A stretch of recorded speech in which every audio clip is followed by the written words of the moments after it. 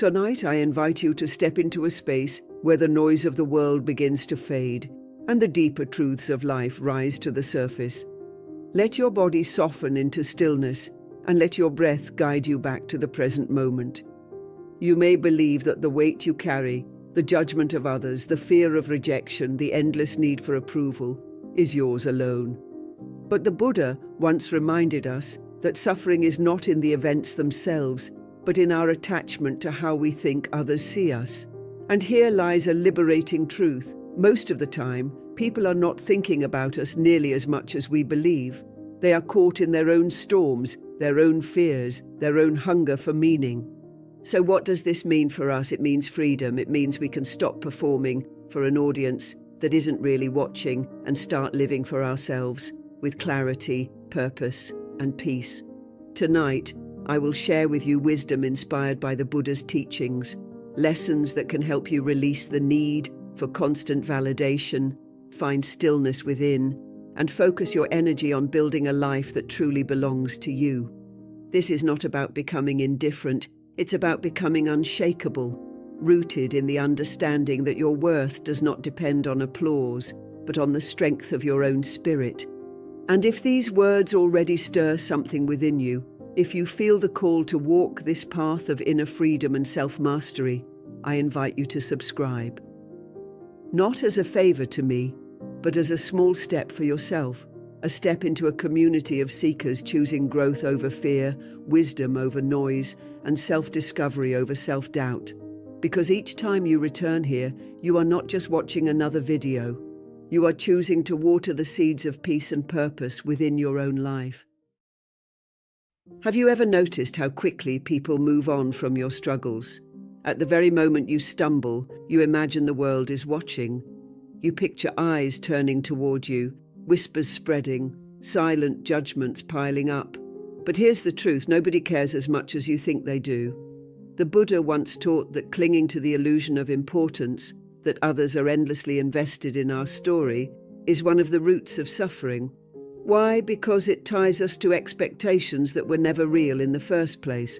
The mind is a master storyteller. It takes a small mistake, a forgotten word, an awkward pause, and spins it into a drama of humiliation. You replay it in your head again and again, each time convincing yourself that everyone else is replaying it too. Yet outside your mind, the world has already moved on.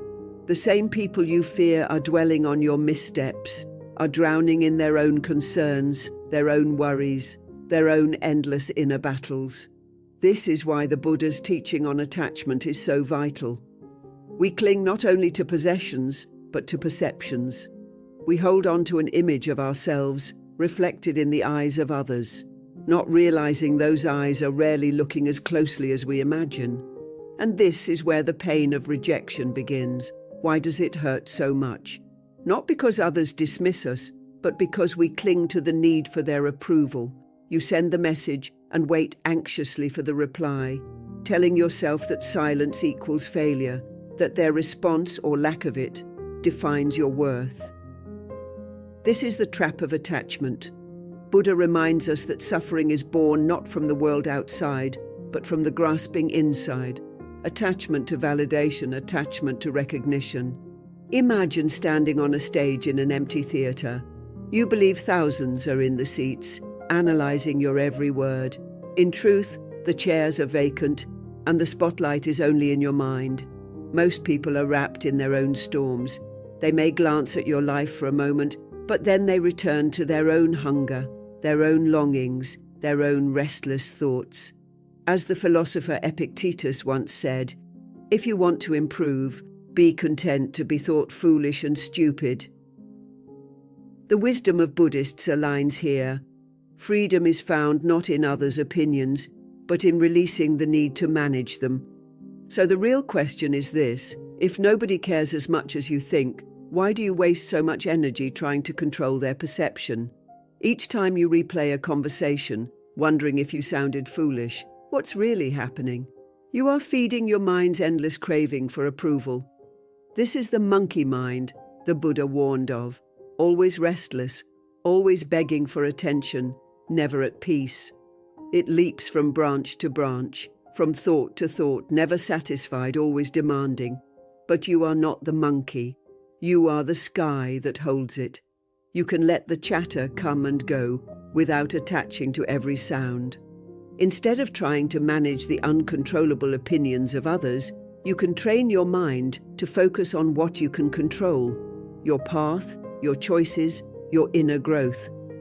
The Buddha once said, "Better than 1,000 hollow words is one word that brings peace." What if that one word tonight is enough? Enough replaying the scene, enough begging for applause, enough handing over your peace to the shifting winds of opinion. But perhaps you're wondering, if I stop caring what people think, won't I become isolated? Won't I lose connection? The opposite is true. Think about it. When you no longer beg for acceptance, you begin to attract relationships built on authenticity, not performance. A person at peace with themselves no longer needs to perform. And paradoxically, that honesty draws others closer. In Buddhism, this is samma ajiva, right livelihood, not only in work but in the way we live among people. When your life aligns with truth, you no longer fear who walks away, because those who remain are walking beside your true self. The world is full of performances. Scroll through social media and you'll see curated lives, perfect smiles, polished achievements, carefully arranged happiness. But beneath the surface, how many of those people are truly at ease? When you strip away the performance, peace is not found in being admired, but in being real. The Buddha said, 3 things cannot be long hidden: the sun, the moon, and the truth. And your truth, when lived with integrity, shines brighter than any mask. Still, you might resist. After all, isn't caring about others part of compassion? Yes, but there is a difference between compassion and dependency. True compassion does not diminish the giver. It flows naturally like a river, nourishing others without emptying itself. But dependency disguises itself as care.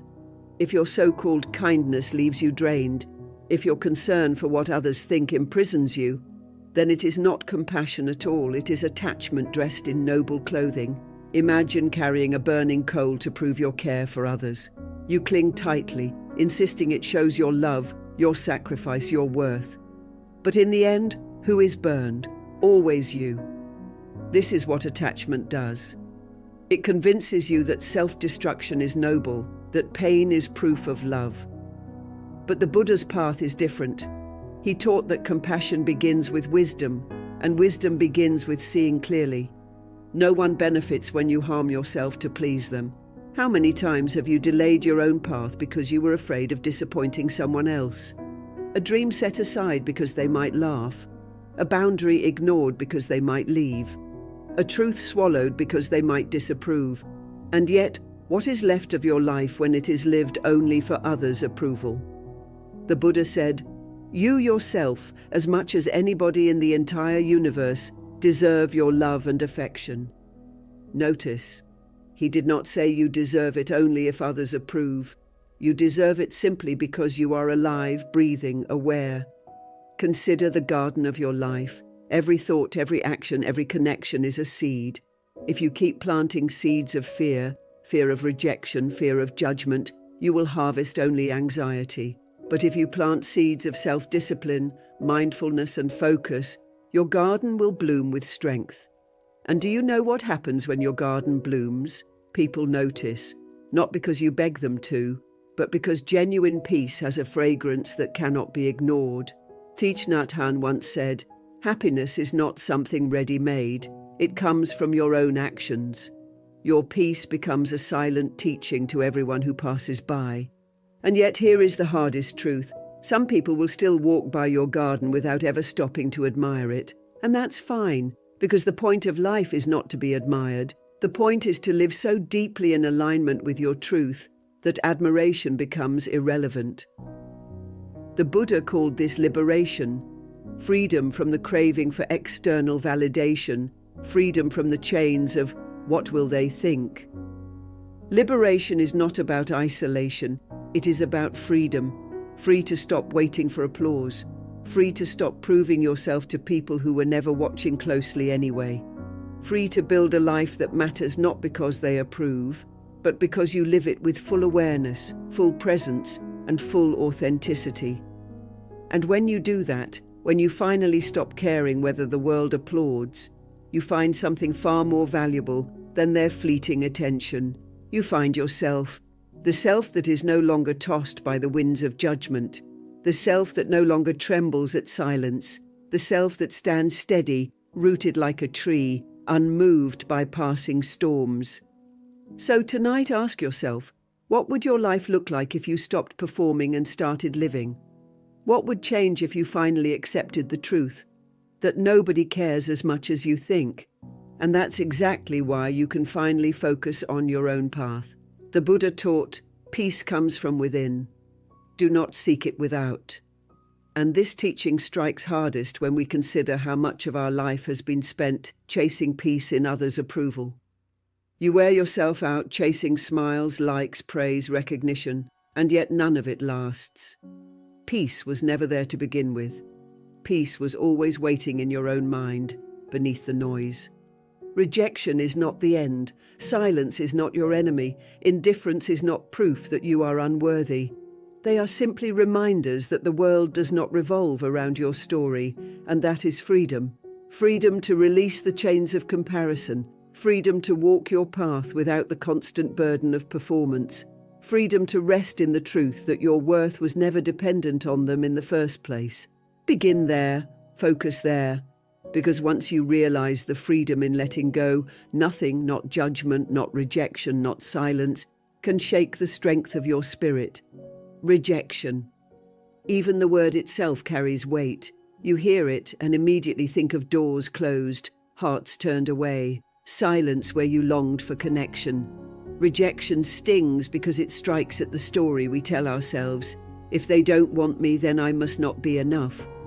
But what if this story is built on illusion? The Buddha taught that suffering arises from clinging, from holding on to things that were never truly ours to begin with. When we cling to the idea that others' approval determines our value, rejection feels like death. Yet in truth, it is nothing more than a shift in conditions. Think of a candle flame. When the wind blows, it flickers or goes out. Do we curse the flame for failing? No. We know it was always dependent on air, wax, wick, and space. In the same way, relationships, opportunities, and recognition are flames conditioned by countless factors. When those conditions change, the flame shifts. It is not proof of your failure. It is the nature of impermanence. The Buddha said, all conditioned things are impermanent. When one sees this with wisdom, one turns away from suffering. But the mind resists this truth. It insists on permanence. You send a message and wait anxiously, believing that reply or silence is a judgment of your worth. Hours stretch into days, and the silence becomes unbearable, not because silence has power, but because you have given it power. This is the trap of craving. You crave recognition, attention, validation. And the more you crave, the deeper the suffering when it does not arrive. In modern psychology, this craving is described as intermittent reinforcement. The same principle that keeps gamblers hooked to slot machines. Sometimes the lever brings a reward, sometimes nothing. The uncertainty intensifies the craving. Social interactions work the same way. Sometimes they answer quickly, sometimes they don't. Sometimes they praise you, sometimes they ignore you. And each time the monkey mind leaps higher, restless and unsatisfied. The Buddha warned of this restless mind. He compared it to a monkey swinging through the trees, grabbing one branch, then another, never still, never content. And he offered the antidote, mindfulness. To see the craving rise, to name it, to let it pass without feeding it. When you wait for that reply and feel the ache of silence, mindfulness whispers, "This is craving. It is not me. It will pass." Still, you may protest, if I stop caring, won't I become cold? Won't I lose connection? But indifference is not the same as freedom. The Buddha did not teach us to stop caring. He taught us to care wisely, to distinguish between compassion and attachment. Compassion says, I wish you well. whether you stay or go. Attachment says, I cannot be well unless you stay. One frees both hearts, the other chains them. Imagine standing in a marketplace offering fruit. Some people take it, some pass by, some don't notice at all. Do you measure your worth by how many accept what you offer?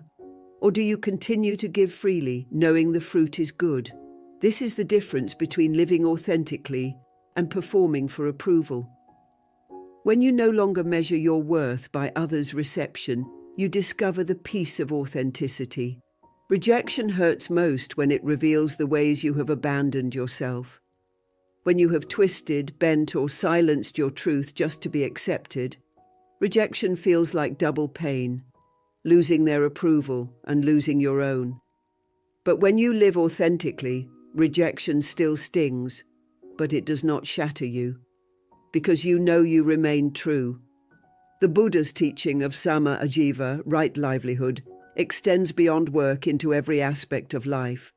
It is about living in alignment with what is wholesome and true, even when it costs you applause.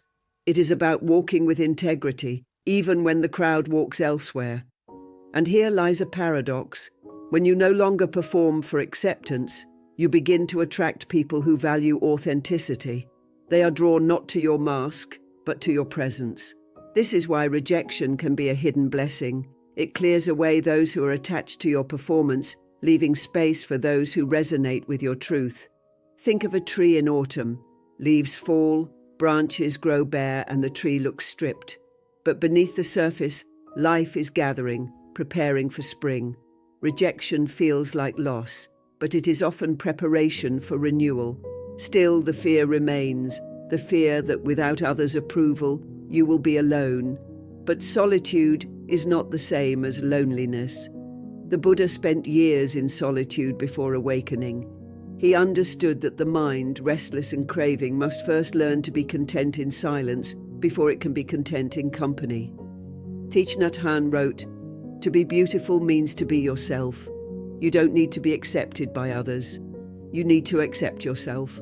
Solitude becomes sacred when it is the space where self-acceptance takes root. Pause for a moment and imagine your life free from the weight of others' opinions. Imagine waking up without replaying yesterday's conversations, without scripting tomorrow's interactions, without the endless craving to be seen in a certain light. How much energy would be freed? How much peace would return? The mind will resist, of course. It will whisper, but what if they think less of me? What if they walk away? Yet ask yourself, what is the cost of clinging? How many dreams have you delayed because you feared their laughter? How many boundaries have you erased because you feared their anger? How many times have you swallowed your truth because you feared their silence?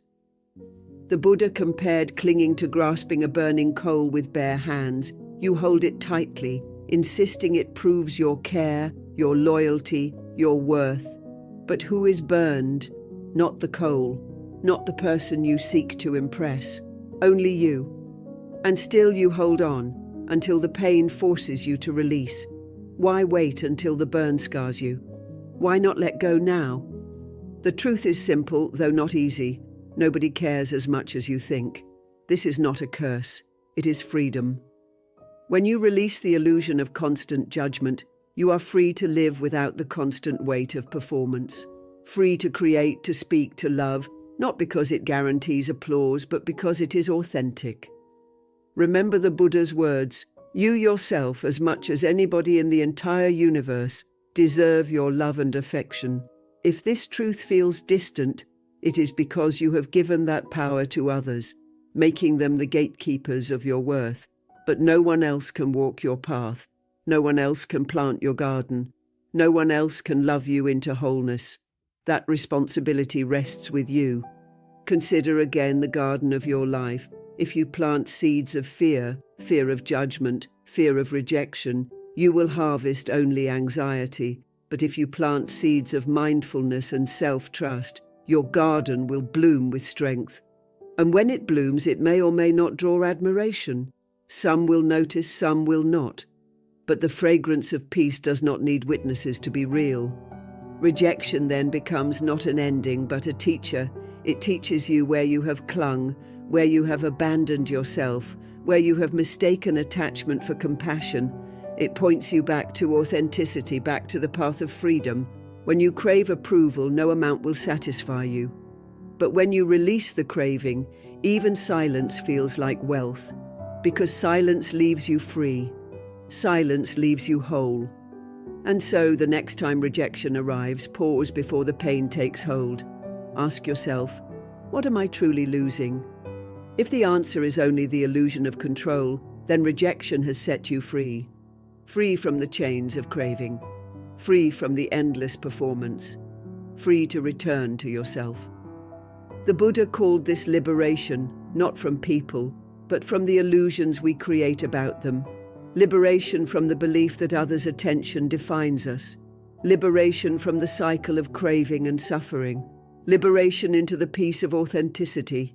And this peace, once tasted, is more valuable than any applause, because applause fades, approval shifts, but inner peace, when cultivated, remains steady, like a mountain unmoved by passing storms.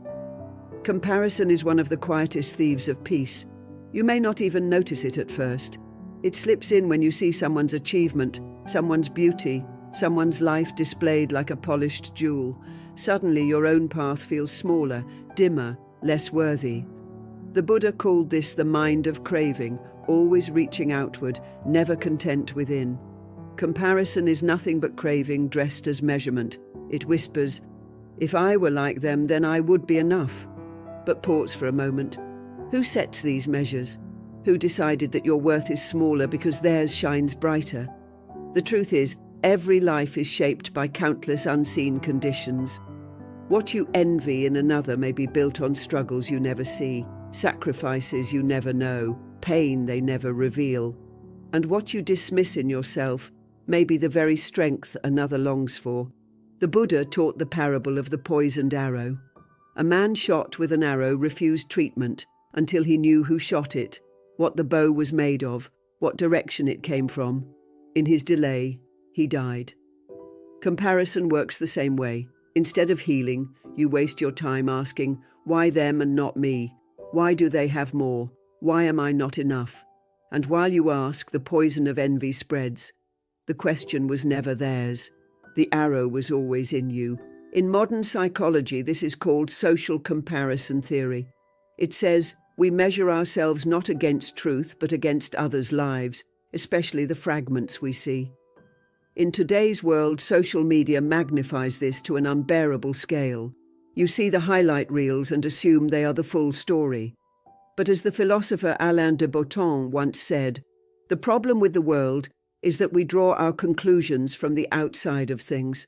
You see the polished surface, not the hidden cracks. The Buddha's wisdom pierces through this illusion. He reminds us that all beings suffer.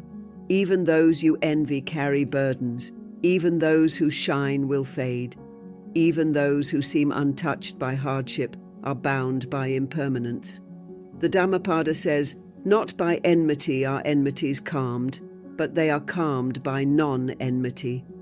Replace enmity with envy, and the teaching holds, not by comparing will comparison end, but by turning inward. Why does comparison sting so much? Because it awakens the illusion of a fixed self. You think, if they are ahead, then I am behind. But the Buddha taught that there is no fixed self, only a flow of conditions. Today's behind may become tomorrow's ahead. Today's envy may become tomorrow's compassion. Nothing is permanent, not even your place in the line you imagine. Think of a river. Some parts rush forward, some linger in still pools, some trickle slowly around rocks, yet all are part of the same river, moving toward the sea. Life is like this. Your pace is not their pace, your path is not their path. To compare rivers is foolish, they each find their way, shaped by the land beneath them. The Buddha's middle way invites you to release comparison and walk your path with mindfulness, not envy. But the mind resists. It says, if I don't compare, how will I improve? Improvement is not the enemy, but when it is driven by envy, it poisons growth. You run faster not because you love the path, but because you fear being behind. You create not because you are inspired, but because you fear being unseen. This is not growth. This is bondage. True growth arises from within, like a seed breaking soil. It is not forced by comparison, but nourished by mindfulness. Comparison is nothing but an estimate, an illusion given too much power. Release the estimate and the pain dissolves. The craving for recognition is another form of comparison's trap. You achieve something, and immediately the mind says, "Do they see me? Do they approve?" Recognition becomes the fuel for your fire, but it burns out quickly. A compliment fades, a like disappears in the endless scroll. A moment of praise is forgotten by the very lips that spoke it. And so you chase more, believing recognition is the path to peace. But recognition is like drinking salt water. The more you drink, the thirstier you become. The Buddha warned against this craving, calling it one of the fetters that bind us to suffering. It is not wrong to be seen. But when being seen becomes the source of your worth, you are enslaved by the gaze of others. Imagine a musician who plays only when the crowd applauds. Imagine an artist who paints only what sells. Imagine a monk who meditates only when praised. Each has lost the essence of their path. The true musician plays because the music must be born. The true artist paints because the vision must live. The true monk meditates because peace is found within, not in applause. The Buddha said, "Better than 1,000 useless words is one useful word, hearing which one attains peace." Recognition is full of useless words, praise that flatters but does not free, compliments that inflate but do not heal. What matters is not how many voices applaud you, but whether your own heart rests in peace. Still, the craving lingers. You may wonder, if recognition is empty, why does it feel so good? Because it momentarily soothes the wound of self-doubt. But soothing is not healing. Soothing masks the pain. Healing transforms it. The Buddha invites us to heal, not by chasing more recognition, but by dissolving the need for it. This is where the middle way enters, not indulgence in recognition, nor renunciation of all connection, but balance. You may accept praise with gratitude, but you do not cling to it. You may hear criticism with openness, but you do not crumble. You walk the middle path, steady, balanced, free. Imagine standing in the center of a scale. On one side lies praise, on the other, blame. The scale tips back and forth, but you remain centered. This is equanimity, upekkha, the balance that frees you from the storms of opinion. The Buddha taught, just as a solid rock is not shaken by the storm, so the wise are not moved by praise or blame. And what does this balance feel like? It feels like breathing freely. It feels like resting in your own skin without constant adjustment. It feels like walking into a room without the weight of performing. It feels like living. The world may still compare, the world may still praise or condemn, but you no longer hand them the keys to your peace. You live in truth, not performance. You live in presence, not craving. And in that living, you discover the freedom the Buddha promised. Not a life free from noise, but a mind free within it. The illusion of self-importance may be one of the most exhausting burdens the human mind carries. You walk into a room and imagine every eye measuring you. You stumble in speech and assume every ear remembers your mistake. You fail once and feel the whole world has witnessed your fall. But the truth is far gentler. People are wrapped in their own storms, their own desires, their own fears. They glance at you for a moment, but then they return to themselves. The Buddha reminded us, why do you think so much of yourself?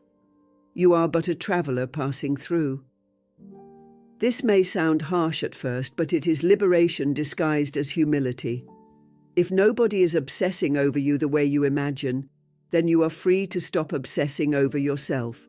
You are free to live without performing, free to stumble, to grow, to begin again, without the weight of imagined judgment. Think of a drop of rain falling into the ocean. The ocean does not pause to measure its entry. The drop is absorbed, becoming part of the vast whole. In the same way, your mistakes, your awkward moments, your missteps are not spotlights burning forever. They are drops in the ocean of countless human experiences. Everyone forgets faster than you think. And even if they remember, their memory is softened by their own preoccupations. But here is the paradox. If people are not as focused on you as you think, does that mean you should stop caring altogether? Should you become indifferent to the feelings of others, brushing them off as irrelevant? The Buddha's answer is no. Indifference is not wisdom, compassion is. The difference is subtle yet vast. Indifference closes the heart, compassion opens it. Indifference says, your suffering is none of my concern. Compassion says, I see your suffering, but I will not let it consume my freedom. This is the delicate balance: to care without clinging, to love without losing yourself, to serve without chaining your worth to another's response. The Buddha taught that true compassion never diminishes the giver. It does not drain you into emptiness. It arises from fullness, from a mind at peace. When your so-called compassion leaves you exhausted, when your concern for others' opinions feels like a prison, then it is no longer compassion. It is attachment dressed in noble clothing. Imagine holding a burning coal in your hand. You tell yourself, I will keep holding it because it shows how much I care. But the longer you hold it, the more you burn. Who benefits? Not you, not them. True compassion is not about carrying another's fire until it scorches you. It is about offering warmth without destroying yourself in the process. Modern psychology echoes this. Codependency is the word often used to describe love twisted into bondage, where your identity depends on another's approval, where their moods dictate your peace. It feels like devotion, but it is captivity. The Buddha's teaching cuts through this illusion. Compassion is not about dependency. It is about freedom. Freedom to give without fear, to care without collapse. Think of sunlight. The sun does not withhold its rays depending on who deserves them. It shines because that is its nature. And yet it does not lose itself in the act of shining. Its radiance does not diminish when clouds cover it, nor does it demand gratitude from the earth. Compassion is like sunlight. It flows naturally when you are aligned with truth. But it does not make your worth dependent on how it is received. So how do you embody this compassion without slipping into performance? The answer lies in authenticity. Authenticity is not rebellion. It is not the loud rejection of others' expectations. It is the quiet alignment of your outer life with your inner truth. It is speaking when words are honest, remaining silent when silence is truer. It is acting from principle rather than approval. At first, authenticity feels terrifying. You think, if I stop performing, people will leave. If I stop pleasing, they will reject me. And yes, some will. But those who remain are the ones who truly see you, not the mask you wore. Is it not better to walk with a few who know your truth than with many who only know your performance? The Buddha said, 3 things cannot be long hidden: the sun, the moon, and the truth. Masks may fool for a while, but they cannot be worn forever. Eventually, truth breaks through, either gently, by your choice, or harshly by the collapse of your performance. Better to live honestly now than to build a life of masks that will inevitably fall. Philosopher Søren Kierkegaard once wrote, "The most common form of despair is not being who you are." And isn't that what happens when we cling to others' approval? We trade authenticity for acceptance, only to find that acceptance is fragile, always at risk of disappearing. But when you live authentically, even rejection feels lighter, because you know you are true to yourself. Consider the life of a tree. It does not twist itself into strange shapes just to please every passerby. It grows as it is, rooted deeply in the earth, reaching naturally toward the sky. Some may admire its beauty, others may walk by without a glance. But the tree does not change its nature to satisfy them. Its worth is not dependent on their notice. In the same way, your peace should not depend on others' gaze. But authenticity is not an excuse for cruelty.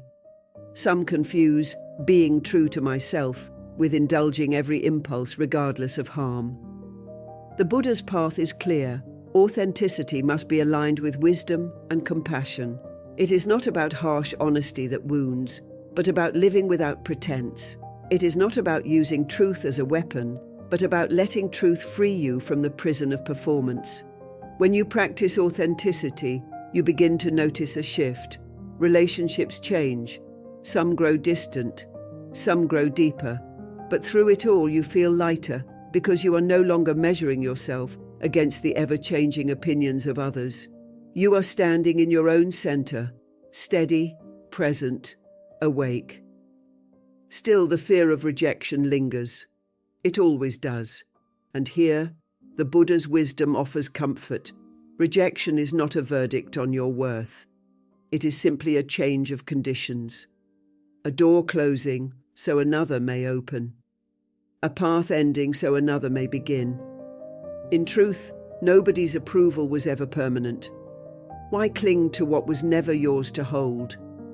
Replace death with rejection and the truth remains. If you fear rejection, you will never live authentically. You will live half-lives, performing endlessly, waiting for applause that comes and goes. But if you release the fear, if you accept rejection as part of life, then you can finally live fully, without chains. So where does this leave you? It leaves you with a choice: to keep performing, clinging to the illusion that others' opinions define you, or to live authentically, caring deeply without losing yourself, shining like sunlight without demanding gratitude, standing like a tree without twisting for approval. The Buddha said, "Peace comes from within. Do not seek it without." Authenticity is that peace made visible. It is the life lived from the inside out, not the outside in. And once you taste it, you will never again trade it for the fragile approval of the crowd. Overthinking is a storm most of us know too well. You lie awake at night, replaying conversations, wondering if you said too much or too little. You imagine futures that haven't arrived, disasters that may never come, judgments that others may not even be making. The Buddha called this restlessness uddhaka kukuka, the mind unsettled, running in circles, unable to rest. Modern psychology gives it another name, rumination. But whether ancient or modern, the result is the same: exhaustion. The monkey mind, the Buddha warned, leaps from branch to branch, from thought to thought, unable to stay still. One moment you're replaying the past, the next you're rehearsing the future. And in this endless swinging, the present, the only place peace can live, is missed entirely. Why does the mind cling to overthinking? Because it believes that by replaying, it will fix the past. Because it believes that by rehearsing, it will control the future. But this is illusion. The past is gone. The future is unborn. All that remains is the present breath, the present choice, the present awareness. Yet the monkey mind insists, think more and you will be safe. Think of water in a jar, shake it and the water becomes cloudy. You cannot see through it, no matter how hard you try. If you want the water to clear, what must you do? Nothing. You must let it be still. The same is true of the mind. The harder you struggle with overthinking, the cloudier it becomes. Peace comes not by force, but by stillness. The Buddha's practice of mindfulness is this stillness: to notice the thought rising, to name it, to let it drift away, not to fight it, not to feed it, not to fear it, just to see it as it is, impermanent, insubstantial, passing. He said, "Your worst enemy cannot harm you as much as your own unguarded thoughts." And how true this is. Most of your suffering is not caused by events themselves, but by the stories you spin around them. Consider this: someone looks at you briefly in passing. Your mind leaps. They must be judging me, they must think less of me. Hours later, you're still carrying that weight. But in truth, they may have been lost in their own thoughts, unaware of you entirely. The event was neutral. The story was the suffering. Overthinking is nothing but endless estimates, projections, stories layered over reality. And the tragedy is that while you rehearse imaginary pain, you miss real peace. But here is the good news. The monkey mind is not the enemy. It is simply untrained. Left wild, it leaps endlessly. Guided gently, it can learn to rest. Meditation is not about forcing silence. It is about teaching the mind to notice its own movements until slowly, naturally, it grows quieter. Imagine sitting in a meadow watching clouds drift across the sky. You do not cling to one cloud, demanding it stay. You do not chase another, begging it to return.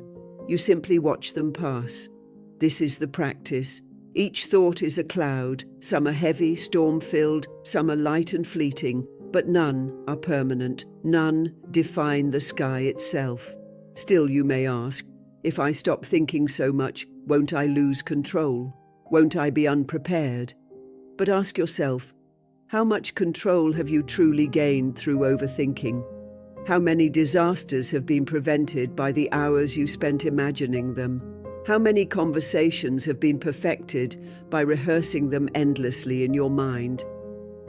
In truth, overthinking rarely prevents pain. More often, it creates it.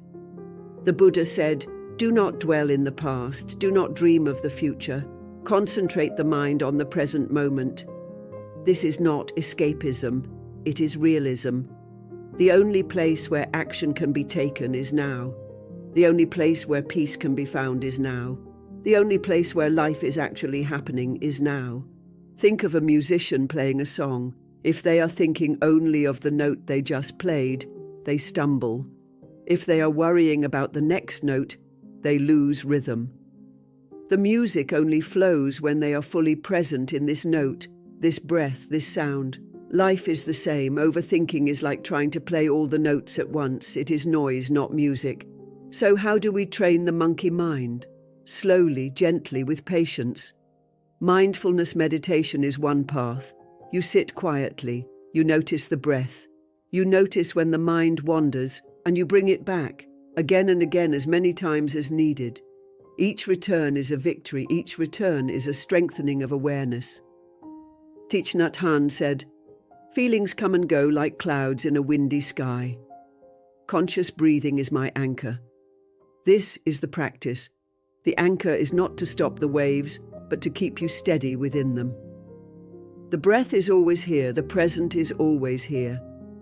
You do not need to chase peace. You need only return to what is already waiting. And as you train the mind, you begin to notice something remarkable.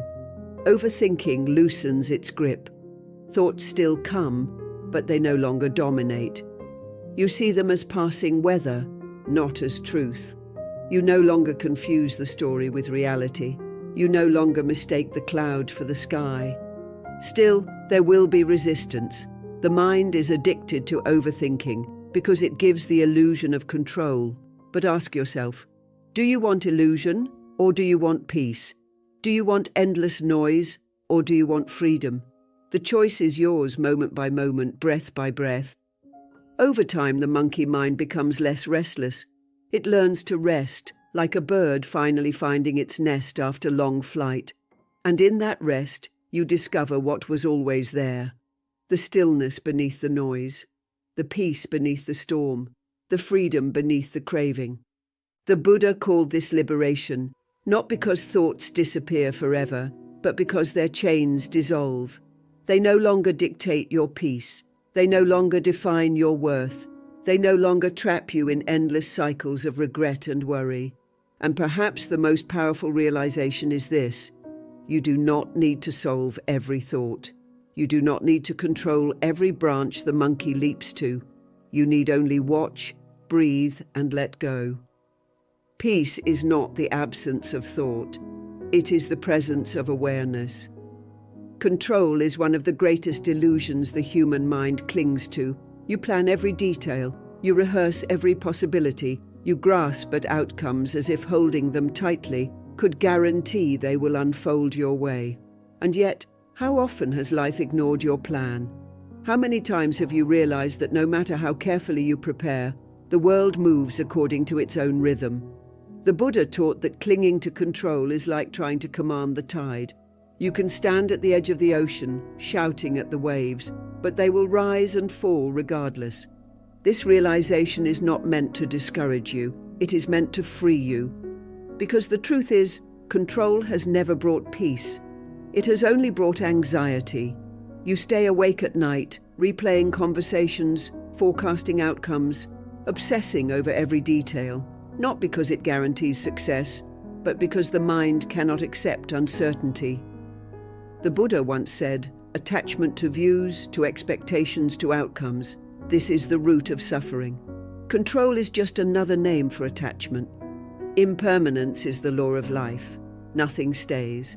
Joy fades. Pain softens. Youth ages. Flowers bloom and wither. Stars are born and die. The Buddha pointed to this truth again and again. All conditioned things are impermanent. When one sees this with wisdom, one turns away from suffering. Yet most suffering arises because we resist impermanence. We cling to joy, begging it to last forever. We fight pain, demanding it vanish instantly. We want the river to pause for us, to hold still just long enough to catch our breath. But rivers do not stop, and neither does life. Think of sand slipping through your fingers. The tighter you clench, the more slips away. This is control, grasping so tightly that you lose the very thing you're trying to keep. But when you open your hand, some grains remain, and even as others fall, you are no longer straining. Letting go does not mean losing. It means loosening your grip enough to breathe. Many fear that if they let go of control, life will collapse. But consider this. How many of your greatest blessings arrived unplanned? The friend you met by chance, the opportunity that appeared unexpectedly, the love that grew when you least expected it. Control did not bring these things, life did. And life continues to bring, if you allow it. You are not asked to abandon effort. You are asked to abandon obsession. You take wise action, but you release the demand for specific outcomes. This is surrender, not passivity, but harmony with the flow of life. Imagine standing in a river. If you fight the current, every step is exhausting. But if you let the water carry you, you may discover bends and vistas you could never have reached by force. The Buddha's wisdom is like this river. It does not ask you to stop walking. It asks you to stop fighting. Still, surrender feels frightening. The ego believes that control is safety. If I hold tightly enough, nothing can hurt me. But has control ever truly protected you? Relationships still ended. Plans still shifted. Health still faltered. The illusion of safety crumbled again and again. Surrender, paradoxically, brings more strength, because instead of wasting energy fighting what you cannot change, you focus on what you can, your thoughts, your choices, your presence. The Buddha said, "Peace comes from within. Do not seek it without." When you surrender, you stop seeking peace in external control. You find it in internal balance. You discover that freedom is not the ability to command the winds, but the ability to adjust your sails. Think of a tree in a storm. A rigid tree, unwilling to bend, will break. But a flexible tree, bending with the wind, survives. Strength is not rigidity. Strength is flexibility. In life, storms will come. If you cling to control, you will break. If you surrender, you will bend. And in bending, you will endure. Impermanence is not your enemy. It is your teacher. It reminds you that no moment is final. No feeling is forever. No circumstance is permanent. What feels unbearable today may soften tomorrow. What feels endless will in time pass. The Buddha compared life to a flame, always changing, never the same in 2 moments. To resist this is to suffer. To accept it is to awaken.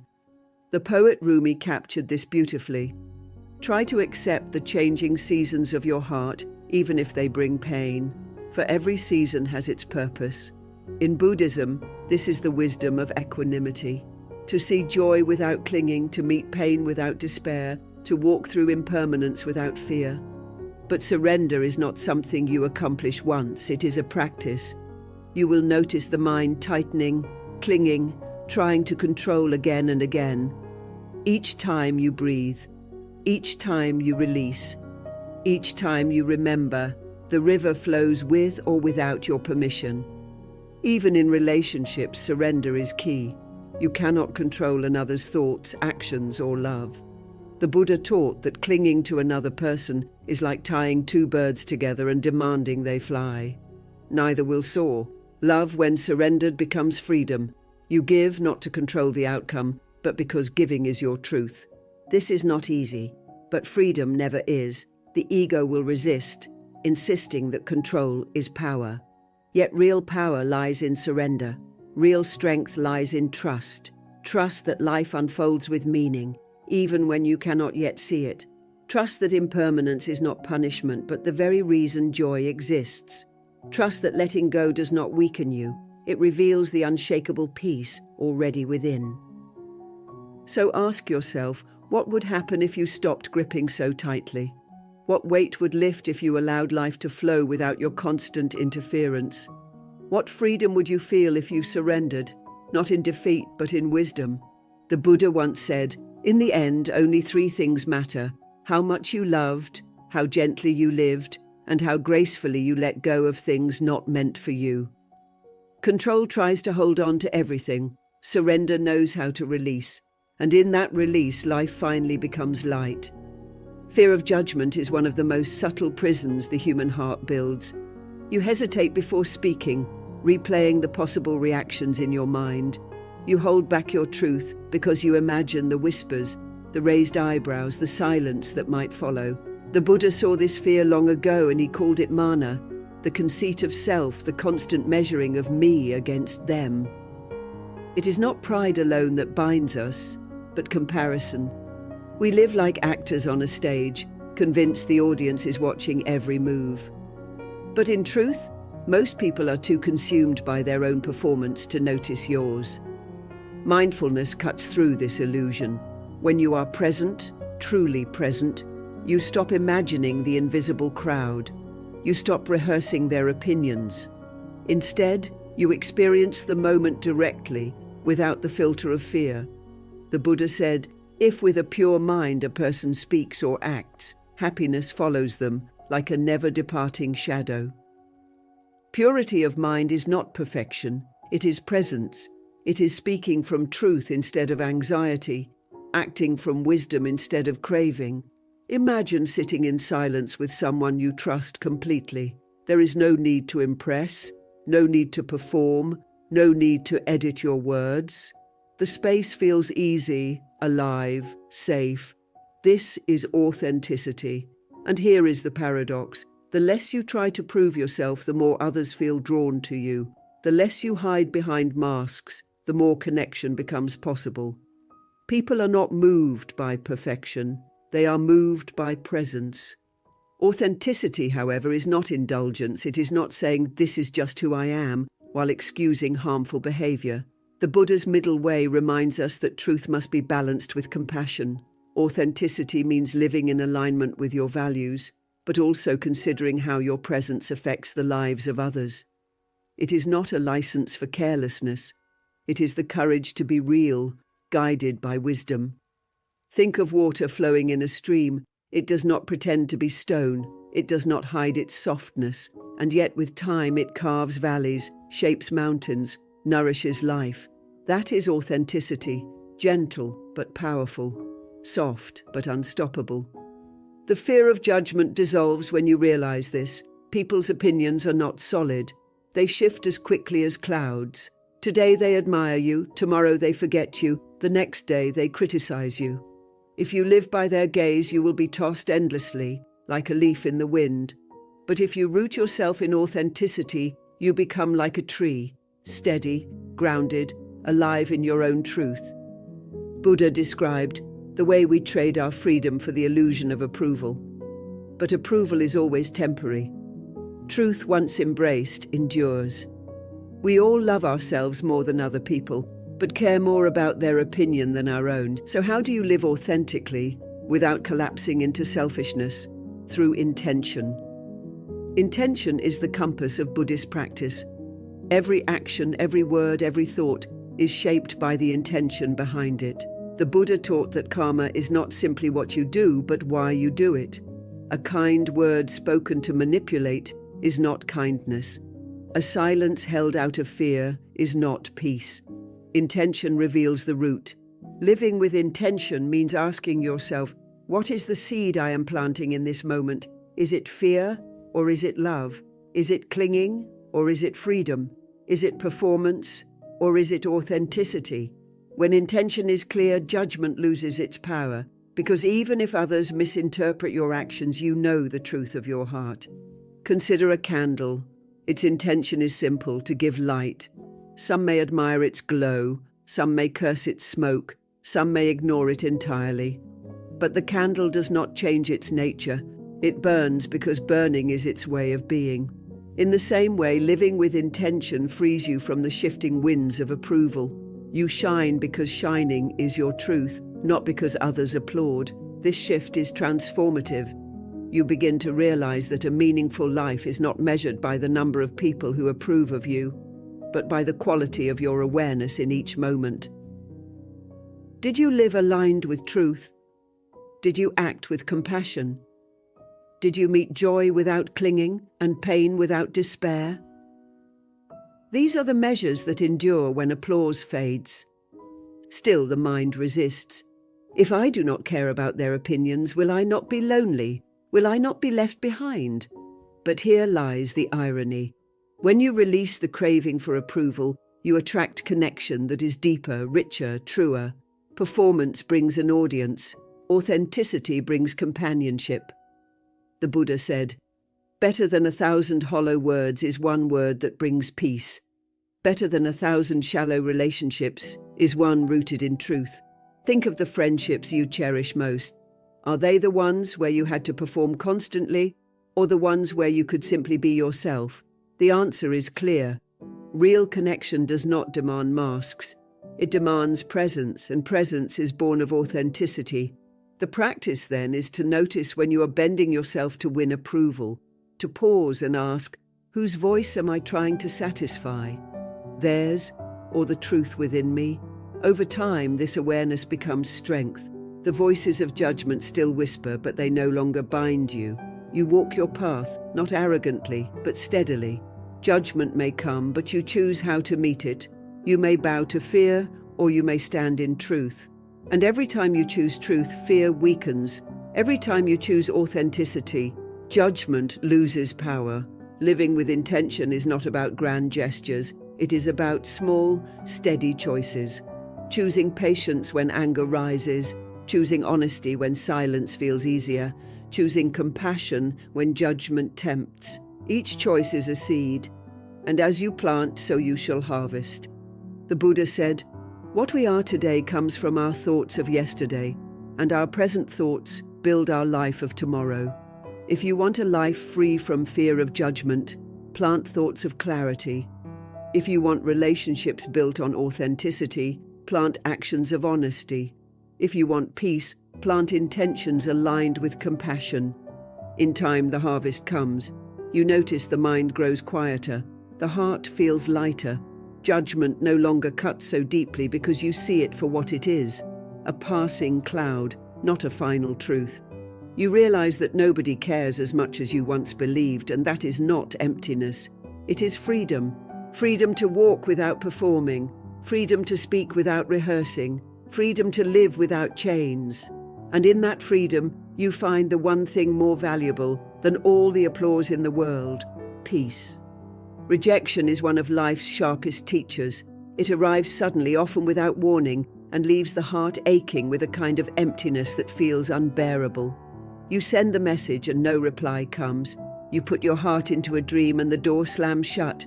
You offer love and it is returned with silence, indifference, or betrayal. In those moments, the mind cries out, "Why me? What did I do wrong?" The Buddha taught that this very cry, this clinging to explanations, is where suffering deepens. Pain is natural, like the sharp sting of a cut. But suffering is the story we weave around it. I am unworthy. I am unlovable. I am broken. The truth is simpler and far less cruel. Conditions changed. What once aligned no longer does. What once blossomed has withered. Just as seasons shift, so too do human hearts, opportunities, and paths.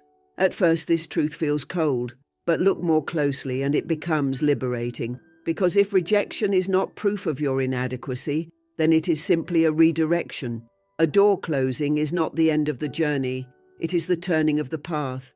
And the Buddha would agree rejection is not punishment but guidance. Think of an arrow being drawn back. To the arrow, it may feel like retreat, like loss of progress.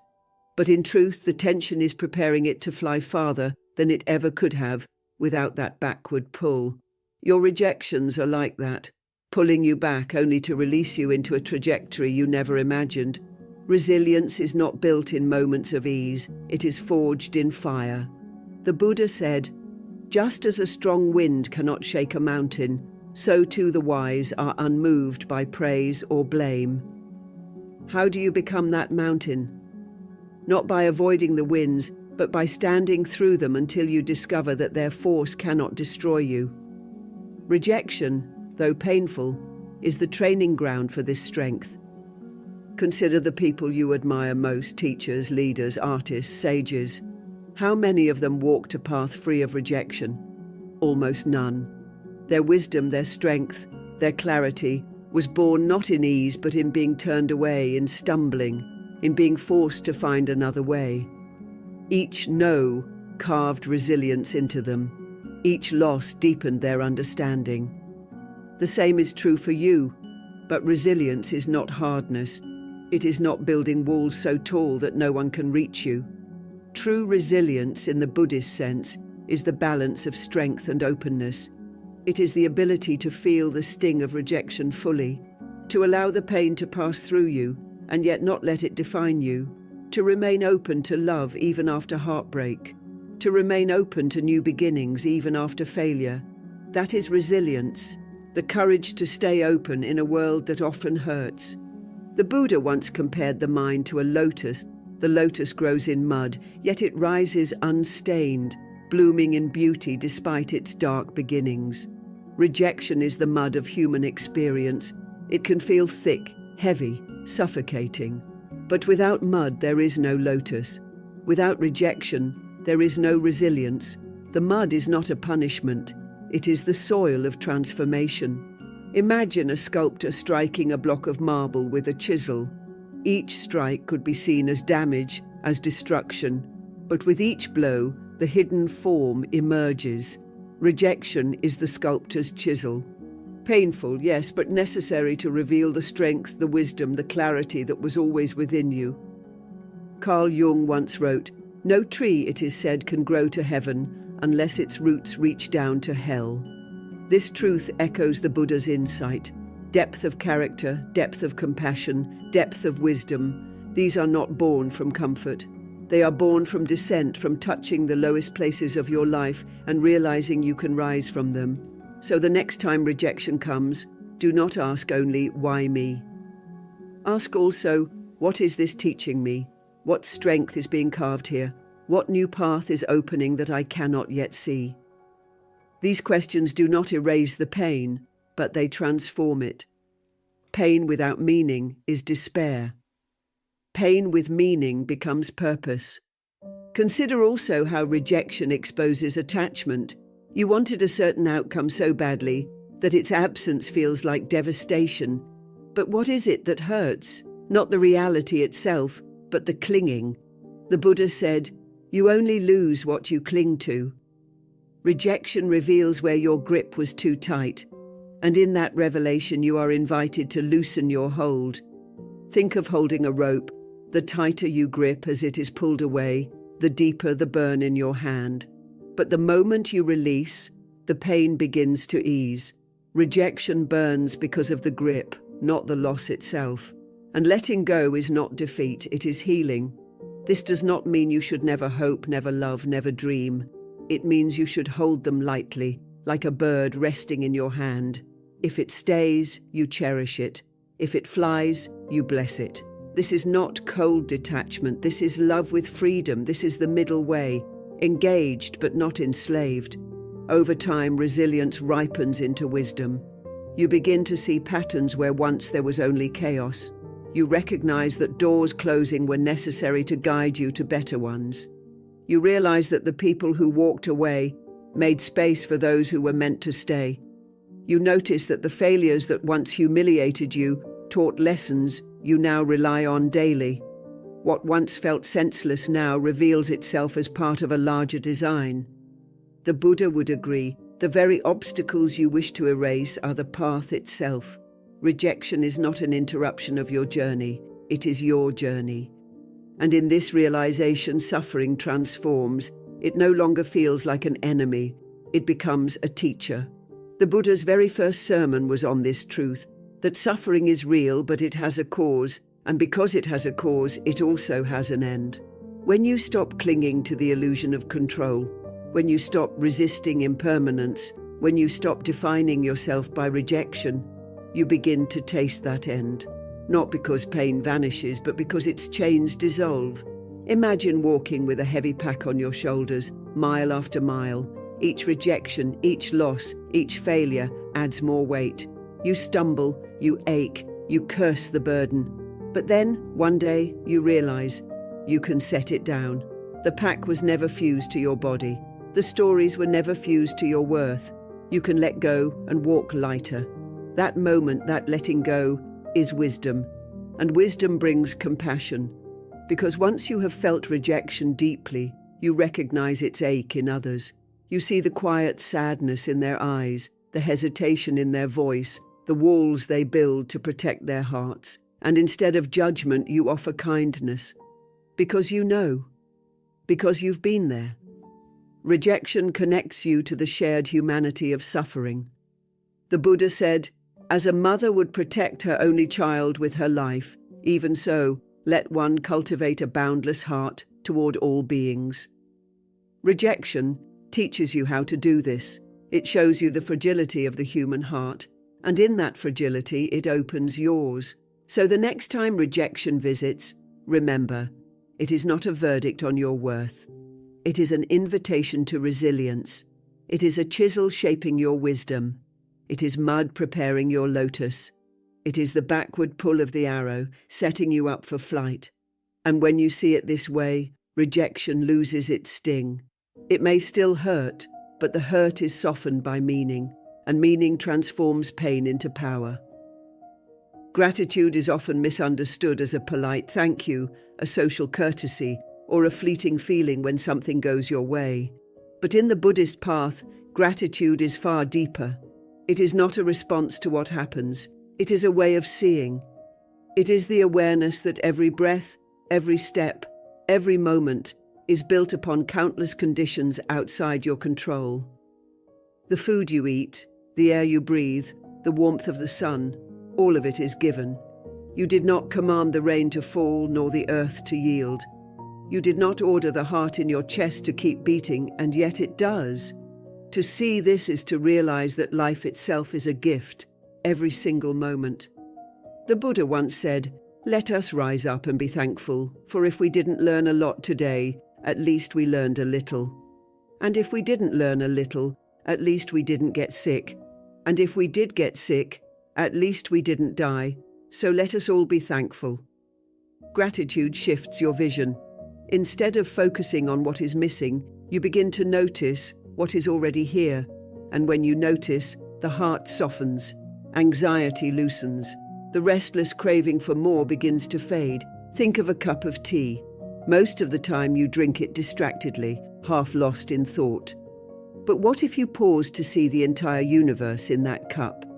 The rain cloud that became water, the soil that held the roots, the farmer who picked the leaves, the hands that carried it across oceans, the warmth of the fire that boiled the water. Suddenly, it is not just tea, it is life itself, offered to you in this moment. Thich Nhat Hanh once said, "When we drink tea, we are drinking the clouds." That is gratitude, not a fleeting thank you, but the realization that nothing in your life exists alone. Gratitude is not naive. It does not deny pain or suffering. Rather, it sees that even in pain, gifts remain. A broken heart teaches resilience. A loss teaches compassion. Even grief, when seen clearly, becomes the soil of wisdom. Gratitude does not erase difficulty. It balances it. It says, "Yes, this hurts, but look also at what remains. look also at what this hurt is teaching me. From gratitude arises equanimity. Equanimity is one of the highest fruits of Buddhist practice, but it is often misunderstood. People think it means indifference, as if you stop caring, stop feeling, stop engaging. But equanimity is not numbness, it is balance. It is the deep strength of a mind that remains steady, whether joy or sorrow, gain or loss, praise or blame arrives. The Buddha compared it to the earth itself, vast, unmoved, holding everything without preference. Most suffering arises because we swing between extremes.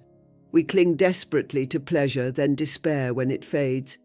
We resist pain with all our strength, then collapse when it stays longer than we want. Equanimity cuts through this cycle. It says, let joy come and let it go. Let pain come and let it go. Neither defines you, neither is permanent. Both are passing guests in the house of your awareness. Imagine a mountain. Storms strike it, winds howl against it, snow buries it, sun scorches it, but the mountain remains. This is equanimity. You are no longer tossed by every weather of the mind. You remain steady, rooted in awareness. And from this steadiness, a profound peace emerges, the peace that does not depend on conditions. When you master your response, you master your life. When you no longer cling to the pleasant or resist the unpleasant, you are free. Equanimity does not erase compassion. In fact, it deepens it, because when your mind is no longer entangled in its own storms, you can see the storms of others more clearly. You can offer help not from desperation, but from balance. A parent who panics cannot calm their child, but a parent who remains steady becomes a refuge. In the same way, when you cultivate equanimity, you become a refuge for others, not because you solve their suffering, but because your presence itself carries peace. And from this peace flows the final flowering of the Buddhist path, loving kindness or metta. Loving kindness is not romantic love, nor is it conditional care. It is the boundless wish, may all beings be happy, may all beings be free. It includes friends, strangers, enemies, and even yourself. The Buddha compared it to the love of a mother for her only child, fierce, unconditional, protective.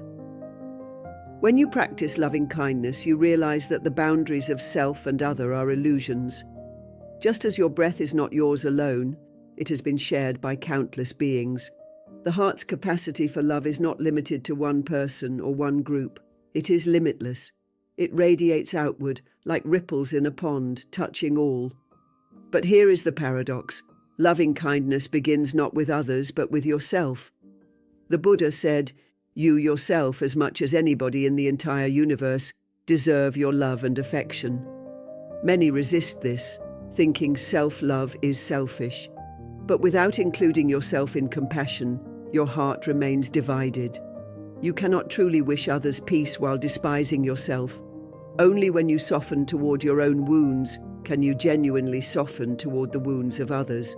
So you begin with a simple practice, placing a hand over your heart and silently saying, may I be happy, may I be safe, may I live with ease. At first it may feel forced, awkward, even hollow, but slowly the words begin to sink in. Slowly the heart begins to believe. Slowly the self-criticism softens and space opens for healing. Then you extend the same wish to those you love. May you be happy. May you be safe. May you live with ease. You extend it to strangers, the cashier, the neighbor, the person you will never know by name. You extend it even to those who have harmed you, not to excuse their actions, but to release yourself from hatred. You whisper, may you be free from the ignorance that caused harm. May you find peace. This is not easy. It may feel impossible at times, but each attempt weakens the chains of anger. Each attempt plants seeds of freedom. Hatred, after all, is its own prison. Loving kindness is the key. And slowly, as gratitude, equanimity, and loving kindness weave together, something extraordinary happens.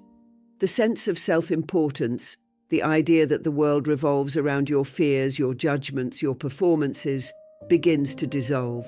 You realize nobody is watching as closely as you thought. you realize that every being carries their own burdens, their own desires, their own storms. And instead of fearing judgment, you begin to feel compassion. Instead of clinging to control, you begin to feel trust. Instead of craving attention, you begin to rest in peace. The Buddha once said that hatred does not cease by hatred, but only by love. This is the eternal law. And perhaps we can expand that truth. Fear does not cease by control, but by trust. Restlessness does not cease by craving, but by gratitude. Suffering does not cease by resistance, but by equanimity. These qualities, gratitude, equanimity, loving-kindness, are not separate practices. They are one unfolding flower. Gratitude opens the heart. Equanimity steadies the mind. Loving-kindness unites them both, turning life itself into an offering of peace. When you live this way, the weight of judgment disappears, the restlessness of craving dissolves, the pain of rejection transforms. What remains is freedom, not freedom to escape life, but freedom to live it fully, without fear, without chains. And so the Buddha's wisdom circles back to where we began. Nobody cares as much as you think they do, and that is not emptiness, it is liberation. Because when you release the burden of performance, you are free to live in gratitude, to stand in equanimity, to love without limits. And this, perhaps, is the deepest truth of all. The world was never asking you to prove yourself. It was only ever asking you to awaken. Life often feels like a series of arrivals and departures. People enter, people leave. Dreams spark, dreams fade. Joy rises, pain falls. And through it all, the restless heart searches for something permanent, something it can hold forever. But the Buddha taught that permanence is an illusion. All conditioned things are impermanent, he said. When one sees this with wisdom, one turns away from suffering. At first, this truth sounds like loss, but in truth it is freedom, because impermanence does not mean that life is meaningless, it means that life is precious. Think of a sunset. Its beauty pierces you, not because it will last forever, but because it will not. You stand in awe because you know the colors will soon fade. Love, too, is like this. Every embrace, every laugh, every shared silence carries weight because you know it cannot be repeated in the same way again. Impermanence is not your enemy. It is what makes every moment sacred. The Buddha compared life to a flame, always burning, always changing, never the same in 2 moments. To cling to it is to suffer. To release is to find peace. This does not mean indifference. It means presence. It means showing up fully, knowing that the people you cherish, the opportunities you hold, even the breath in your lungs will pass. And because they will pass, you love more deeply, you act more wisely, you live more fully. But impermanence also means that your suffering will not last forever. The heartbreak that feels unbearable today will one day soften. The rejection that crushes you now will one day feel like guidance. The storm that rages in your mind will one day clear. No feeling is final. No pain is permanent. The Buddha once said, "Just as a mother comforts her child, so the mind can comfort itself." To remember impermanence is to whisper to yourself in suffering, "This too shall pass." Resilience is born here, in the acceptance of impermanence, not the resilience of brute force, not the hardness of walls built high, but the resilience of water. Water bends, flows, yields, and yet it wears down mountains. It endures not by resisting, but by moving with conditions. Your resilience too grows when you stop demanding that life conform to your will and instead learn to flow with it. Rejections become redirections, losses become teachers, failures become stepping stones. Obstacles are not detours from your path, they are your path. Each one shapes you, refines you, deepens you. Without suffering, there is no compassion. Without loss, no gratitude. Without impermanence, no awakening. And compassion, true compassion, emerges when you stop fighting your own suffering and start embracing it as a teacher. The Buddha said, "If your compassion does not include yourself, it is incomplete." Too often you have judged yourself for hurting, for failing, for not being enough. But your wounds are not signs of weakness. They are proof that you have lived, that you have loved, that you have dared. When you hold your own pain with kindness, you unlock the capacity to hold the pain of others without judgment. Think of the lotus. It rises from the mud, unstained. But the mud was not its enemy. It was its nourishment. Your suffering, too, has been your soil. It has fed your compassion, shaped your wisdom, and prepared you for awakening. Without the mud, there is no lotus. Without your struggles, there is no you. And so the heart opens. Slowly, steadily, it begins to release the illusion that life is about proving something to others. The Buddha taught that clinging to self-importance is one of the deepest roots of suffering. You believe others are always watching, judging, measuring your worth. But the truth is, most people are too wrapped in their own storms to notice yours. Their silence does not define you. Their rejection does not diminish you. Their absence does not erase you. When you see this clearly, the need for validation dissolves. What remains is freedom. The Buddha said, peace comes from within. Do not seek it without. Freedom is not the absence of pain. It is the absence of chains. It is the ability to feel joy without clinging, to feel sorrow without despair, to live fully without fear of loss. This is liberation, not escape from life, but presence in it. Equanimity, gratitude, loving kindness, all arise naturally when the mind is free. Gratitude softens the heart, helping you see that life is already enough. Equanimity steadies the mind, helping you face storms without losing your balance. Loving kindness expands the spirit, helping you see yourself in all beings and all beings in yourself. Together, they dissolve the illusion of separateness and awaken the truth. You are part of the great web of life, carried and supported by causes and conditions beyond number. And when this truth settles deep, the fear of impermanence vanishes. Because impermanence no longer means loss, it means possibility. Every ending is also a beginning. Every departure makes space for an arrival. Every night carries the promise of dawn. The Buddha's teaching is not that life is suffering, but that life, when misunderstood, is suffering. When understood, it is freedom. So, as we close this journey, breathe deeply. Feel the weight of your past, your regrets, your rejections, your longings, soften in the stillness of this moment. Feel the future with all its uncertainty, loosen its grip on your mind. Feel yourself arrive fully here, in this breath, in this body, in this sacred present. You are not broken, you are not behind, you are not lost. You are exactly where you are meant to be. Every step, every stumble, every sorrow has carried you here, to this awakening. The Buddha once said, all things arise and pass away, but the wise who see this do not weep. Let these words echo in your heart.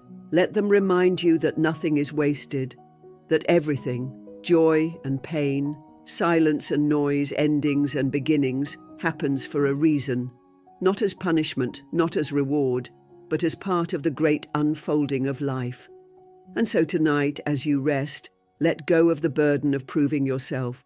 Let go of the weight of others' judgments. Let go of the illusion of control.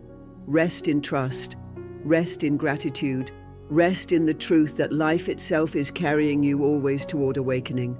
May you be happy. May you be safe. May you live with ease. May you awaken to the truth of your own boundless heart. If these teachings have touched something within you, something that longs for peace, for clarity, for freedom, consider subscribing. It is more than a button to click. It is a commitment to your own path and a gesture that helps this wisdom reach more souls who need it. Together we walk not alone, but side by side on the timeless journey of awakening. Thank you for being here, thank you for listening, and may you rest tonight with the quiet knowing that you are not separate from life.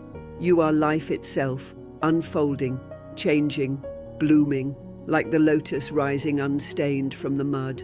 And now, let the noise of the world grow quiet. The voices of judgment, the weight of expectation, the endless chase for approval, breathe. At this moment, you need nothing more, not applause, not recognition, not permission. You are already enough, like the river you flow, like the mountain you endure, like the lotus you rise unstained from the mud. The Buddha taught that all things arise and pass away, but wisdom sees that nothing is wasted. Every sorrow has shaped you, every ending has guided you, every breath has carried you here, so rest now. Trust the path you walk, trust the ripples you've set in motion, trust the silence that still holds you. You are exactly where you are meant to be, not behind, not broken, not lost, but here, present, alive, whole. If these words stirred something within you, consider walking with us further. Subscribe, not for me, but for yourself. A gentle vow to grow, to awaken, to live with intention and peace. Thank you for being part of Buddhist journey. Sleep well, dream softly, and awaken tomorrow with the quiet knowing that you are not separate from life. You are life itself, unfolding.